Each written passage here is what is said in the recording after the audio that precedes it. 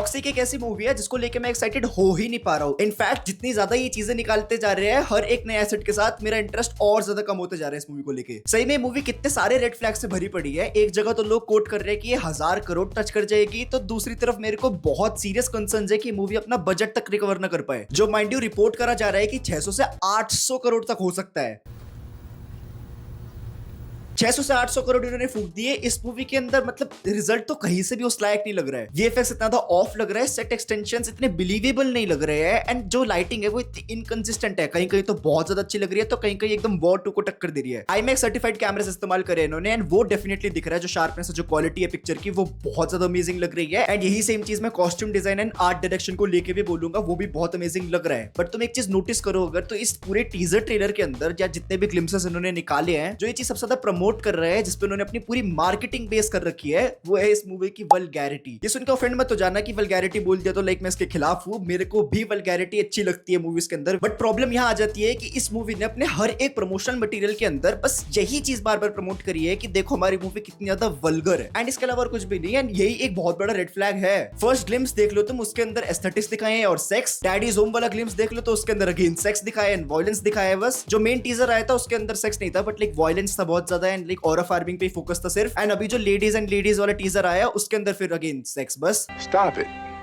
Get some help. जहां पर तुम अगर नोटिस करो तो ये लिटरली अपने स्टोरी के बारे में, अपने एक्चुअल सब्सटेंस के बारे में कुछ बता ही नहीं रही है ऑडियंस को। हमें अभी तक अंदाजा नहीं है कि ये एक्चुअली मूवी है किसके बारे में, ये कैरेक्टर्स कौन है, इनके एम क्या है, इनका गोल क्या है इस मूवी के अंदर। ये जो एक्शंस ले रहे हैं वो एक्जैक्टली क्यों ले रहे हैं, मतलब इसका थोड़ा सा भी हिंट नहीं हमें देखने को मिला अभी तक। जहां ट्रस्ट मी सिर्फ ये दिखाना कि इस मूवी के अंदर कितना ज्यादा सेक्स है, या कितना ज्यादा खून खराबा है, या हीरो ने कितना ज्यादा जल लगाया अपने बालों में, ऑडियंस को एक्साइट नहीं करता है बिल्कुल भी। वो अट्रैक्टिव होता है, थोड़ा टेंशन लाता है, बट मूवी चलवाने के लिए वो काफी कहीं से भी नहीं है। एंड ये चीज तुम खुद नोटिस कर सकते हो कि कितनी सारी फिल्में बनने लगी है अब जो इतना ज्यादा वायलेंस दिखाती है, इतना खून खराबा दिखाती है, एंड उनके अंदर एक्चुअली कितनी चलती है ये तो हर कोई जानता है। बाकी आई थी, फतेह आई थी, मतलब इतनी सारी मूवीज बनती है बट कोई भी नहीं चलती। जहां पर लोग ये रियलाइज नहीं करते कि वल्गैरिटी ठीक है, स्टैंड आउट करवाती है, थोड़ी रिमार्केबल होती है, बट वो मूवी चलाने के लिए काफी नहीं होती, बिकॉज आफ्टर ऑल वो मूवी अपने सब्सटेंस की वजह से चलती है। जिसका एक बहुत बढ़िया एग्जाम्पल तुम एनिमल मूवी को मान सकते हो, जिसने अपने टीजर ट्रेलर के अंदर ये चीज अच्छे से एस्टैब्लिश कर दी थी कि इसके अंदर तुम्हें बहुत ज्यादा वल्गैरिटी देखने को मिलेगी, बट उसके साथ साथ उसने उसके रीजन भी दिए थे कि एक्चुअली कैरेक्टर्स इतना ज्यादा एक्सट्रीम क्यों हैं। तुम्हें पता चलता है कि मूवी एक्जैक्टली किस बारे में है, ये कैरेक्टर्स एक्जैक्टली कहां से आते हैं, एंड वो ऑडियंस को ज्यादा अट्रैक्ट करती है मूवी की तरफ। यही सेम चीज धुरंधर ने करी थी, उसने गालियां दिखाई, उसने वायलेंस दिखाया बहुत सारा, बट उसके साथ साथ उसने ये भी एस्टैब्लिश करा कि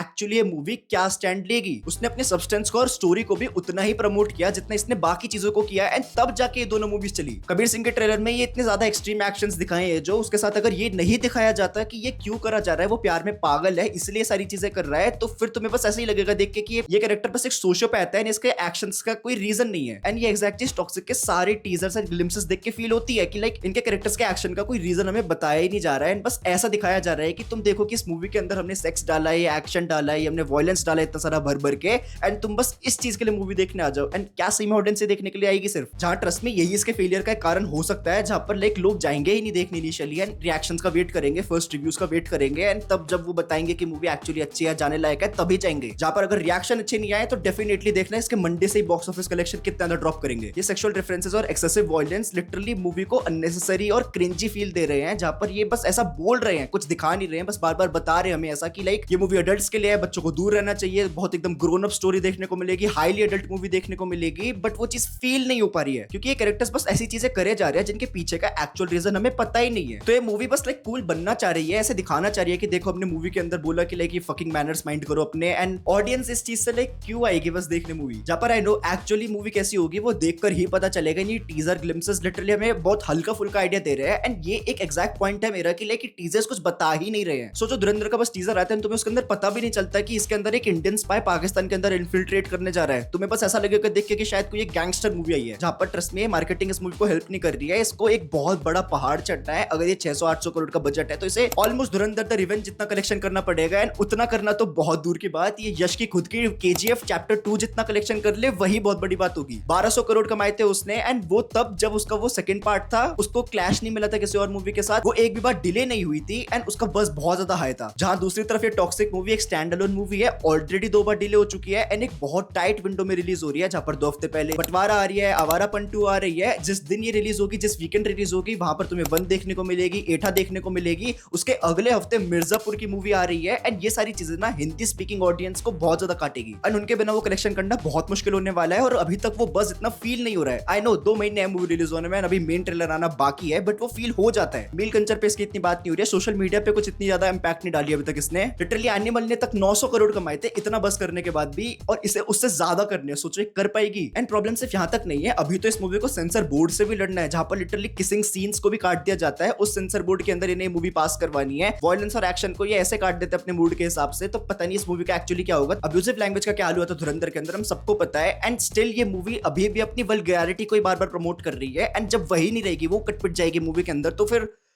क्या पॉइंट है। जहां पर इन सारी चीजों के बावजूद भी अगर ये मूवी अच्छी होती है तो शायद 500 या 600 करोड़ कमा ले। एंड मैं जानता हूं कि ऐसे बॉक्स ऑफिस प्रेडिक्शन करना एक बेवकूफी होती है, तुम्हें भी किसी के प्रेडिक्शन के ऊपर ऐसा कि नहीं करना चाहिए जब तक मूवी अपने ओपनिंग वीकेंड नंबर्स नहीं दिखाती है। एंड ये प्रैक्टिकल नहीं होता है। मैं भी लाइक ऐसे मजे में बोल रहा हूँ ये नंबर्स, जहां पर डेफिनेटली मैं गलत हो सकता हूं, तो इसे पूरी तरीके से मत यकीन करना। बट पॉइंट ये है कि लाइक ये मूवी ना बहुत सारी चीजें ऐसे कर रही है जिसके अगेंस्ट जा रही है। बाकी राइट्स जो होते हैं अपने, वो भी अगर मान लो 500 या 700 करोड़ तक बेच तो शायद ही 1000 करोड़ टच कर पाए। एंड वो नंबर्स तो एक्चुअली बाहुबली, आरआरआर या कल की टाइप के नंबर्स हैं। तो डेफिनेटली ये सारे साइंस अच्छी चीज इंडिकेट नहीं कर रहे हैं कि यार सीरियसली 800 करोड़ टाइप का बजट तो इसका कहीं से भी नहीं लग रहा है, वो जस्टिफाइड नहीं है। इन्होंने अपने पैर इतने फैला दिया जितनी इनके पास चादर नहीं थी।